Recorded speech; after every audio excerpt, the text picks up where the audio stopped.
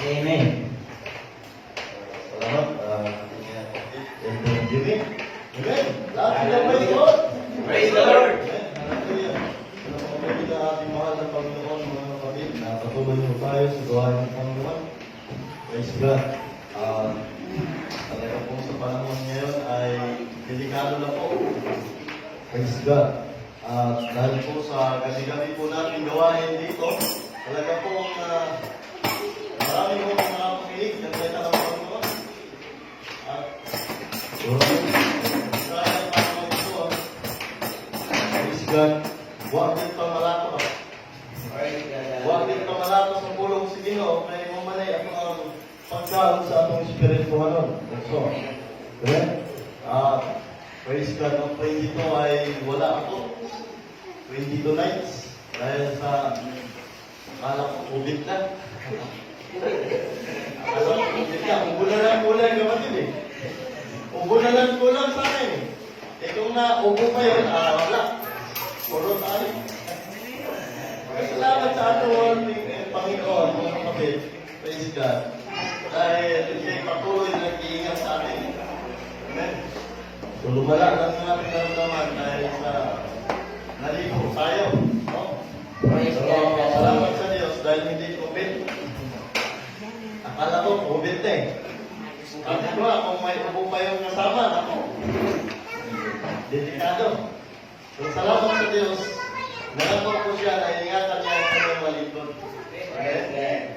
Nangako siya na ipagsanggalang tayo. Praise God, lalo-lalo po na ginagamit niya sa gawain ng Panginoon. Praise God.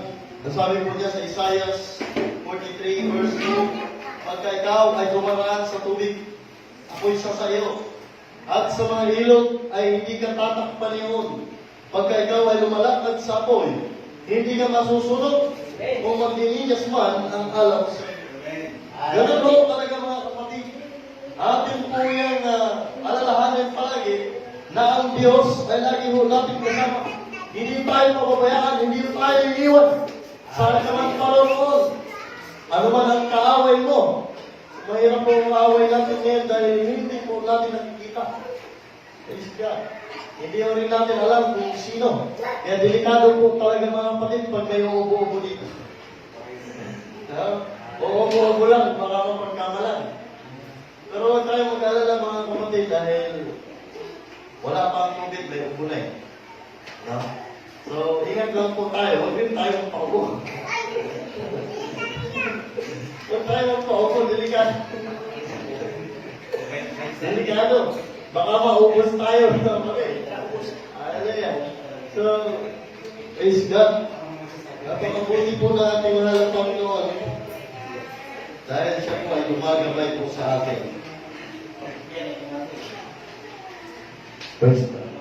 So, nagdapuro tayo ng kapatid sa ating tema. Ang ating pong pag-aaralan ngayon ay ang lubos na makakatulong sa tao sa paglutas ng kanyang suliranin.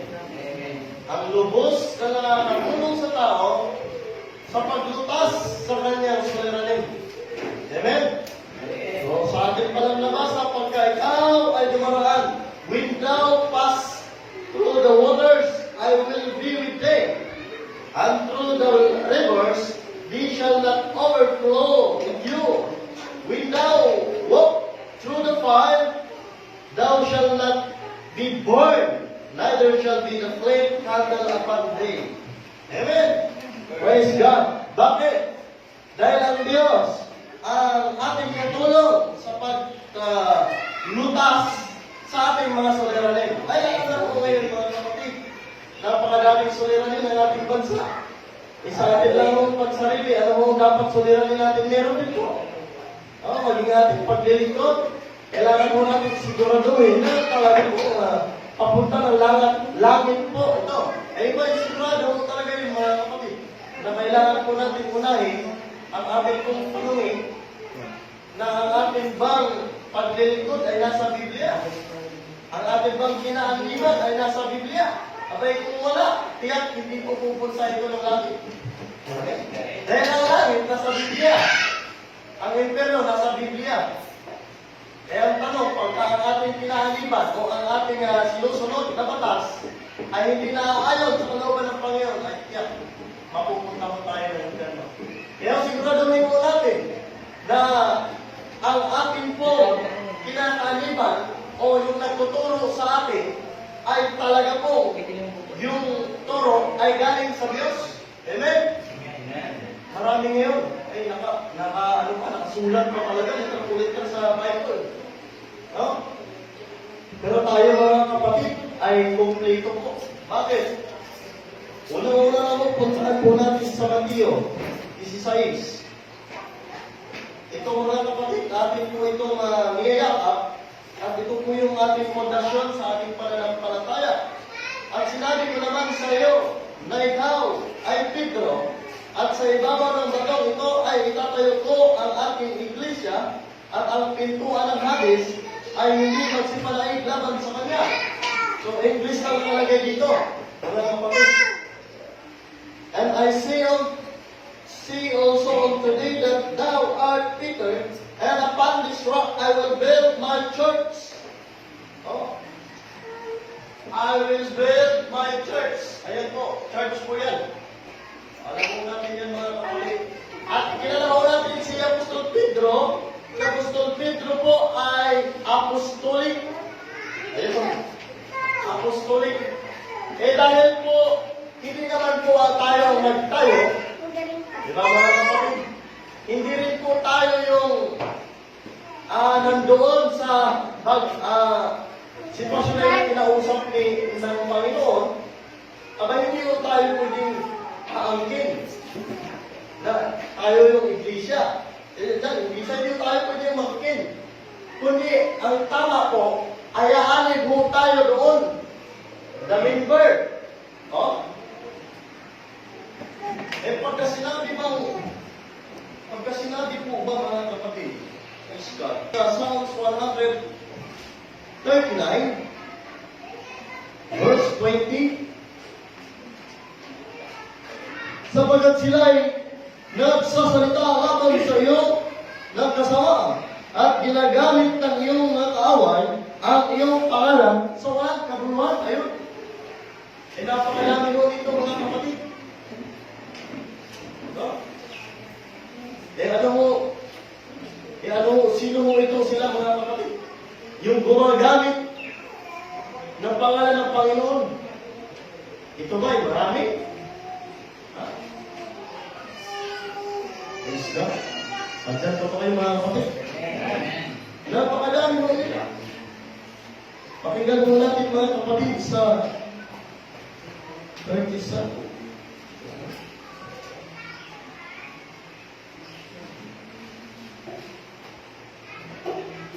Ito sa Psalms 37 verse 35.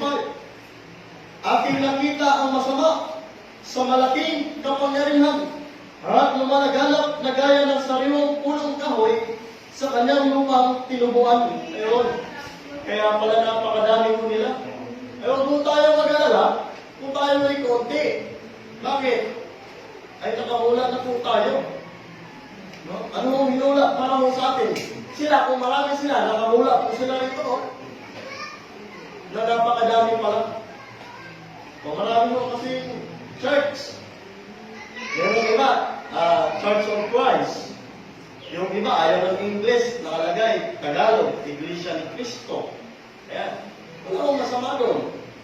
Pero kung sinabi mo, Iglesia ni Cristo, yun ay, ano na yun mga kapatid eh.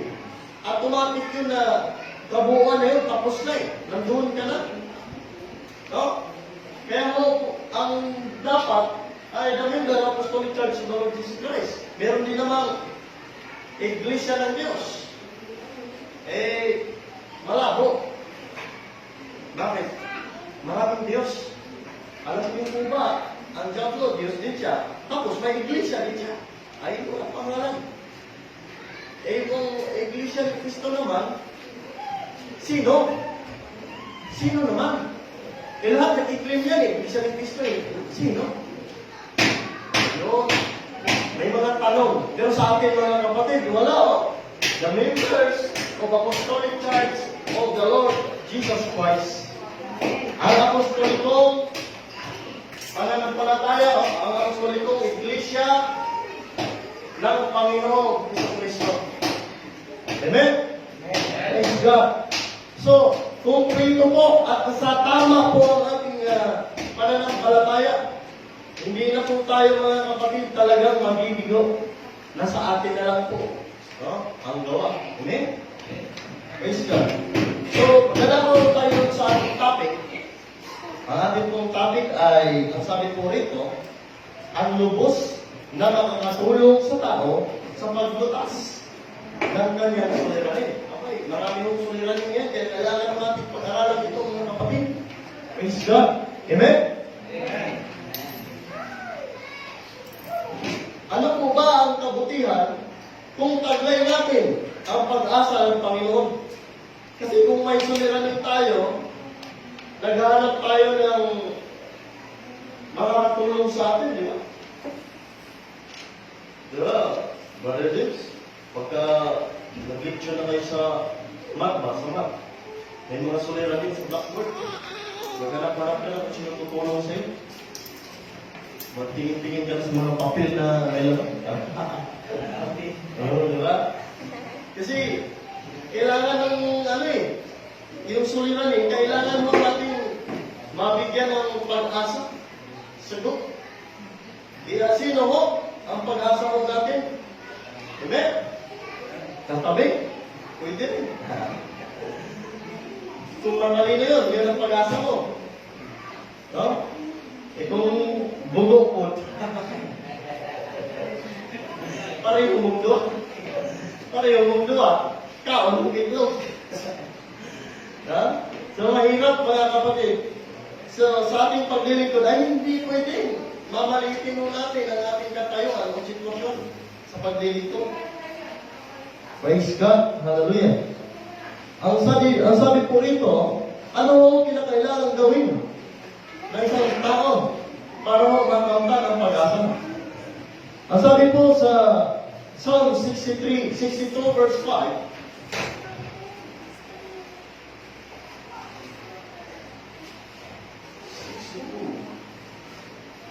verse 5 ng Psalms.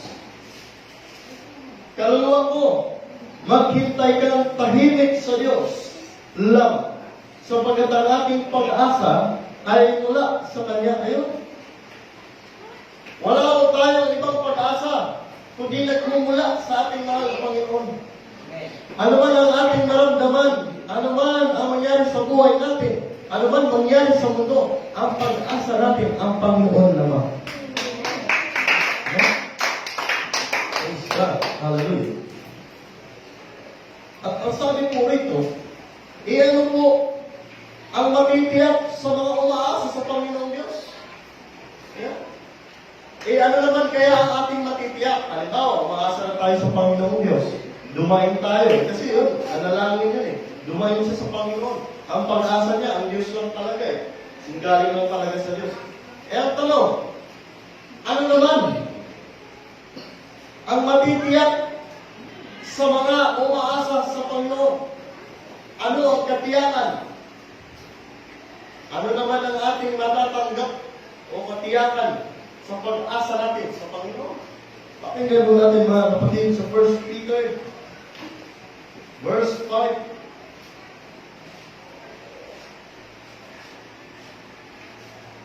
1 Peter verse 5. Sa city. Ay po rito mga kapatid. Kaya kayo'y magpakababa sa ilalim ng makapangyarihang kamay ng Diyos upang kayo'y Kanyang itaas sa kapanahunan na inyong ilaga sa Kanya ang lahat ng inyong kabalisahan sapagkat kayo'y ipinagmamalasakit niya. Ayun. Yun pala ang ating matitiyak sa Panginoon kung po tayo ay dadahin sa Kanya at hihingi sa Kanya ng pag-asa. Ano ang pag-asa? Yung pagmamalasakit ng Diyos sa atin. Sino bang taong nagmamalasakit sa iyo? Siguro, magulang mo, Kapatid mo, minsan, ang kapatid mo, hindi nagmamalasakit sa'yo. Minsan, magulang mo, minsan ikaw wala ka rin malasakit. Saan tayo kumuha ng malasakit ngayon? Mga kapatid, walang iba kundi sa Panginoon. Ito po ang ating matitiyak na inyong ilagat sa Kanya ang lahat ng inyong kabansahan sapagkat kayo ipinagmamalasakit niya. Imagine, pinagmamalasakit na tayo ng Panginoon. Ano ba yung malasakit? Tinutulungan tayo ng Panginoon. Diba? Binibigyan tayo ng Panginoon. Anong kailangan natin? Pinagtatanggol tayo ng Panginoon. Yun po ang malasakit ng Panginoon sa atin. Kaya ano lang po ang dapat natin gawin, mga kapatid? Kailangan po, huwag po natin kalimutan ang ating Diyos. Amen? Praise God. Ano po ba ang katangian ng Panginoon? Bakit kailangan natin ang kanyang malasakit? Bakit nakakaasa ko tayo sa Panginoon na nagmamalasakit siya? At dahil nalaman ho natin na yung pagmamalasakit ng Panginoon sa buhay natin, ang pag-asa natin, bakit po tayo, praise God, bakit, ano po ba ang katangian ng Panginoon? Bakit kailangan natin ang kanyang malasakit? Yun? Ano ba katangian ng Diyos? Bakit kailangan natin ang kanyang malasakit? Hindi ko na malasakit pala niya tayo. Napakalaga pa tayo. Maglingkod lang tayo sa kanya, pero nagmamalasakit sa atin. Ano ba katangian ng nagmamalasakit sa atin? Yung Diyos? Ayon po rito sa Genesis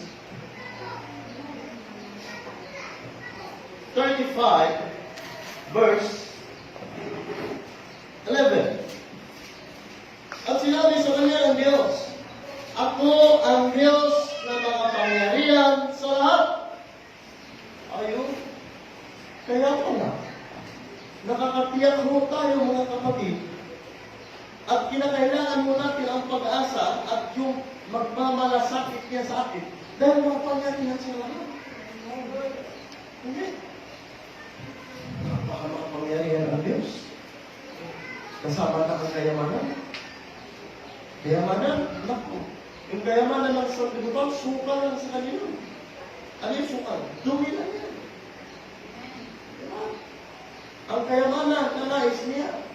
Masabi niya, huwag kayong mag-ipon na kayamanan dito sa lupa. Na dito'y maraming kumakain kahit ang tangan. Kinakalawang. Pag may pira ka, kakalawangin yan. Pag may pira ka, nanakawin yan. May magnanakaw. Mag-ipon kayo na kayamanan doon sa langit. Na doon walang magnanakaw, walang kalawang, walang tanga. Amen? Makapangyarihan po siya mga kapatid. Kaya huwag natin mong mag-ipin ang Diyos.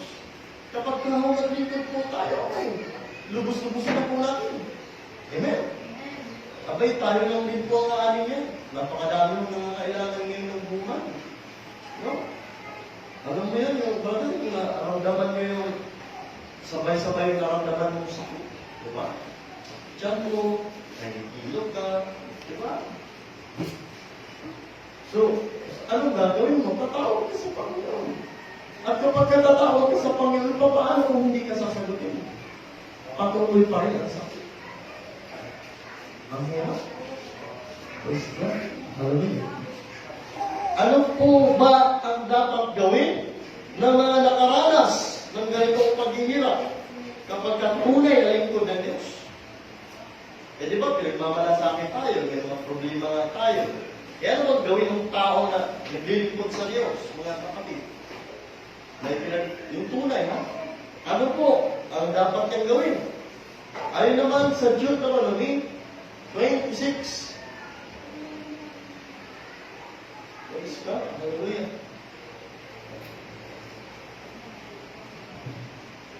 Ang sabi mo rito, 26:7. At kami ay dumaing sa Panginoon, sa Diyos na aming mga magulang, at dininig ng Panginoon ang aming dinig, at nakita ang aming kadalamhatian, at ang aming gawa, at ang aming kabibutihan. Ayun. Ano daw ang dapat gawin? Dadaing sa Panginoon. Hihingi ng tulong sa Panginoon. Wala mo tayong magagawa. Mamaya, sasagutin mo natin ang tanong niya. Kapag ka may Diyos, kung wala bang Diyos sa buhay mo, ano magagawa? Sasagutin mo natin yan mamaya. Praise God. So yun po ang gagawin ng isang tunay na lingkod. Ano? Dadaing po sa Panginoon. Amen. At kapag dumaing sa Panginoon, ano ang sabi rito? Ang sabi po rito, dininig ng Panginoon ang aming tinig at nakita ang aming kadalamatian. Ay hindi ka makikita ng Panginoon, hindi ka diringin ng Panginoon kung wala kang tinig sa Kanya. Sa dami pa namang tumatawag Panginoon, di ba? Napansin niyo yung isang babae na dinudugo siya, 12 years na. Dinudugo, 12 years. Hirap na hirap sa buhay yun. Pagdaan ng Panginoon, napakadami tumatawag sa Panginoon. Panginoon, pagalingin mo ko. Maraming tumatawag, ang ingay-ingay, ang daming tao. Pero itong babae ito, na dinudugo 12 years na, may natatangi siya mo. Katangian mga kapatid na yung pagtawag niya sa Panginoon, sincere, seryoso ba? Kaya kahit mahina lang po yung tinig niya, Panginoon, pagalingin mo ako. Have mercy on me, Lord. Abay, narinig agad ng Panginoon. Tumalikod ang Panginoon. Tinignan niya yung likuran. Sabi ng mga apostol, wala yan, Panginoon. Tara po, patuloy lang po tayo. Ang sabi ng Panginoon, meron akong narinig, nakinig.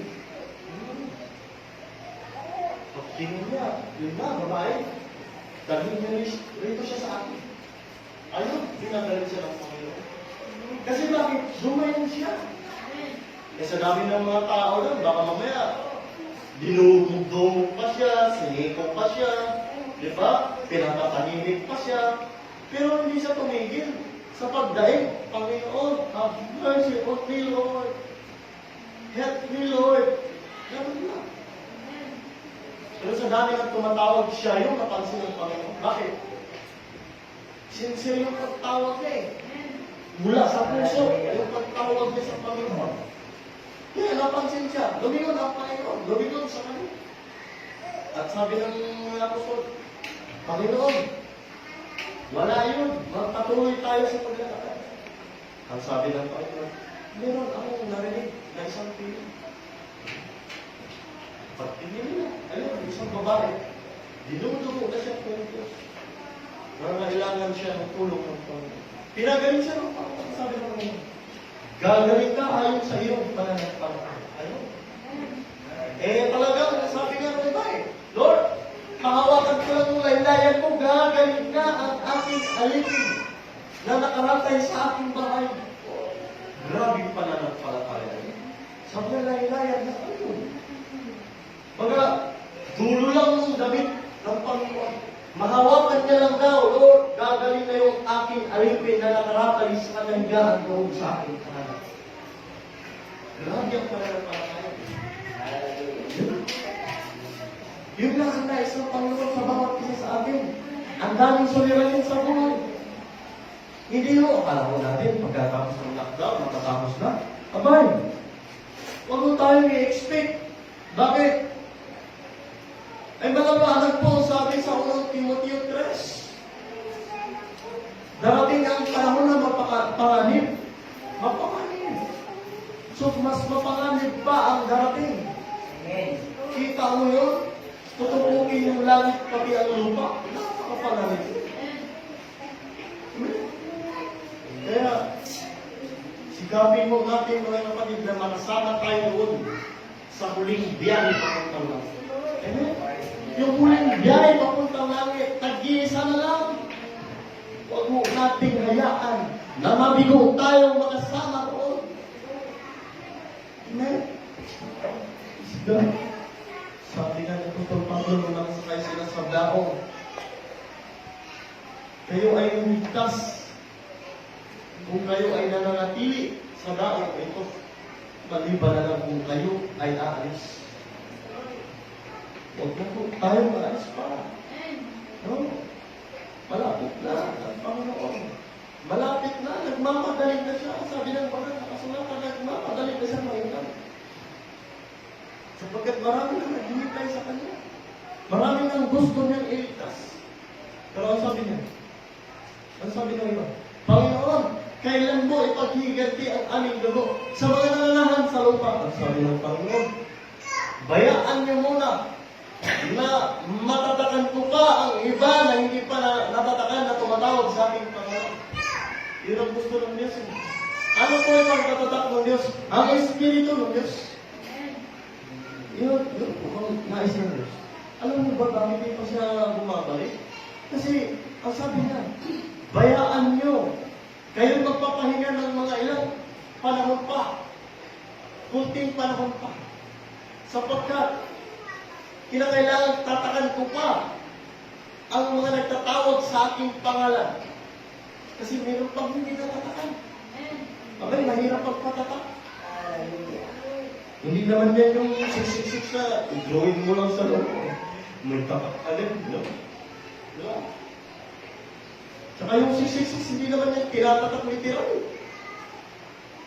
Kasi, na-predict na yan eh. Kung yung magagawin nila, alam na ng lingkod ng Diyos. Hindi na magpatatak sa kanila. Bakit? Alam na, predict na eh. Anong gagawin? Meron silang gagawin ngayon na hindi kamukha doon sa nakasulat. Pero yun. Di ba? Pero ang 666, naka-iral na ito, umi-iral na ito, mga kapatid. Ito yung last of the first. Last of the eyes. Pride of life. Pagka nanatili sa'yo ang tatlong yan. Kasi nasa tao yan. Ang tao kasi, yung 666, di ba tao? Tao, tinutukoy. Tao yan. Nasa tao. Pagka nanatili sa'yo, hindi kaalig ka. Last of life. Last of the eyes. Pride of life. Kaya hindi ka matatakan ng Panginoon kung nandoon sa iyo. Praise God. Hallelujah. Sure po. Ang nilalais po natin, mga kapatid. Iyan naman ang ibubunga kapag ka ang pananalangin ng tunay na lingkod ay dinidig ng Diyos. Halimbawa, nanalangin ka, itunay ka namang lingkod. Yan na naman ang ibubunga doon, ang pananalangin mo. Pakinggan mo natin, mga kapatid, sa Psalms 34, verse 4 hanggang 6. Ang sabi po ito, aking hinahanap ang Panginoon at sinagot niya ako at iniligtas niya ako sa lahat ng aking mga katakutan. Sila'y nagsitingin sa kanya at nagliwanagan at ang kanilang mukha ay hindi malilito kailanman. Itong abang tao'y dumaing at dininig siya ng Panginoon at iniligtas siya sa lahat niyang kabagabagaan. Diba? Ililigtas tayo ng Panginoon. No? Praise God. Masalamat ka sa Panginoon na ako kasi pag-galing na sakit ako, isang linggo yan. Ang 3 days, pinakamababa. Nung nandyan pa mga magulang ko, grabe pag ako nagkasakit. Talagang pangmatagala. Salamat sa Panginoon. Hindi nayaan ang Panginoon. Isang gabi lang. Isang gabi lang. Grabe yung naramdaman ko. Sakit katawan ko. Sakit siya ko. Pumunta na ako rito. Bumalik pa ko ron. Kasi baka na, bumagsak ako. Hindi na ako nakatingin sa kanil. Kasi naligo kasi ako ng mga kagyan lumala. Akala ko na kaya ang katawan ko. Ito malakala. So, hindi ko na pinaya. Umuwi ako. Salamat sa Panginoon. Kulang na lang na, uboy. Kulang na lang, ubo. Eh, may COVID na yun.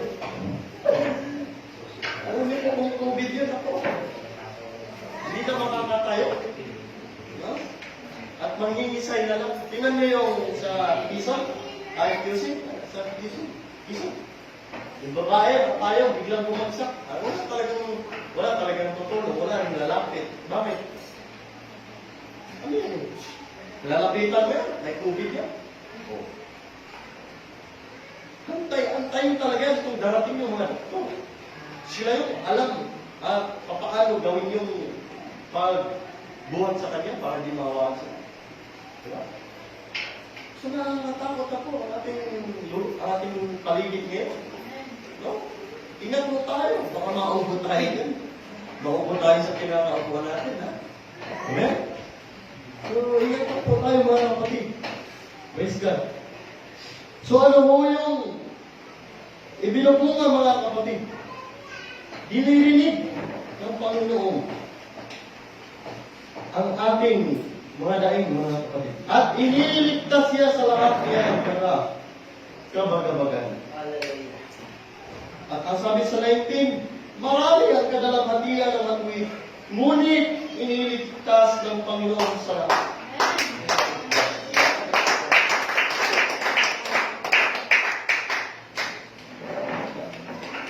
Ganun mo talaga mga pangako ng Diyos yan. Maraming kadalamhatian. Kaya pagka sinabing matuwid ka, huwag ka mag-expect na puro ka na lang kuya-kuya ko ba? Number 4 ka lang sa buhay mo. Wala nang darating sa'yo. Ba? Ay, kabahagi ko yan. Paano mo masabing matibay yung bahay na ginawa kung hindi naman binaanan ng malakas na ritol, bagyo, di ba? Hindi binaha. Paano masabing matibay kung hindi naman na tayo? Kailangan talagang tayogin para mo malaman kung matibay. Amen? Marami kasi sumusuko na. Maraming umuoro. Hindi tinutuloy ang laban. Di ba? Kaya ang sabi na awit, siyang umaayaw ay hindi nagwawagi. At ang hindi umayaw ay siyang nagwawagi. Amen? Praise God. Hallelujah. Sino naman ang mga katiyak?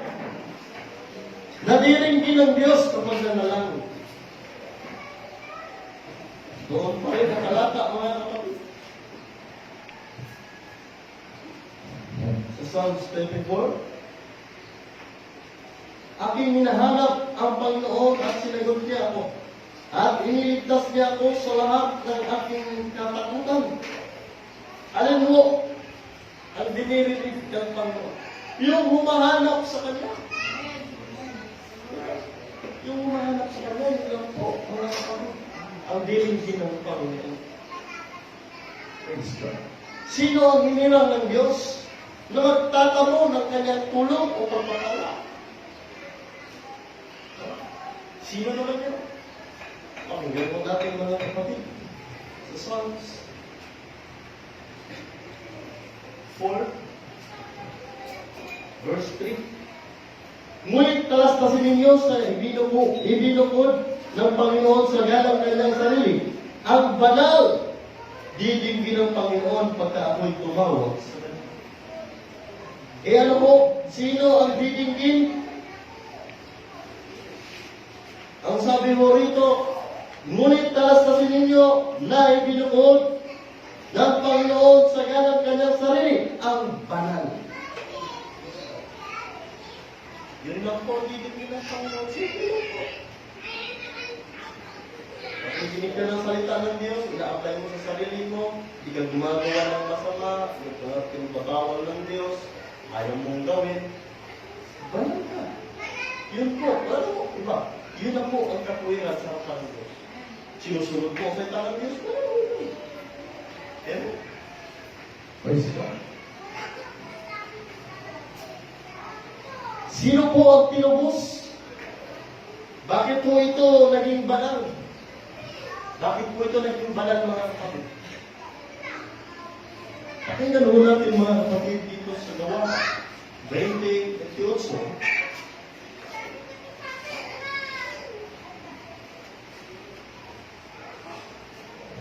Ingatan ninyo ang inyong sarili at ang buong tao na sa kanila'y ginawa kayo ng Espiritu Santo na mga obispo upang pakanin ninyo ang iglesia ng Panginoon na binili niya ng kanyang sarili. Kayo? Kaya pala, binili pala ito ng Panginoon. Pero hindi po ito maging sahan kung ayaw mo natin maglingkod. Bawa, nabautismuhan ka ng Panginoon sa pangalan ng Panginoon. Ayun, kasama ka na sa binili ng dugo ng tao mo. Amen? Praise God. Hallelujah. Ano po ang pinakamahalagang biyaya? Ang tatamuhin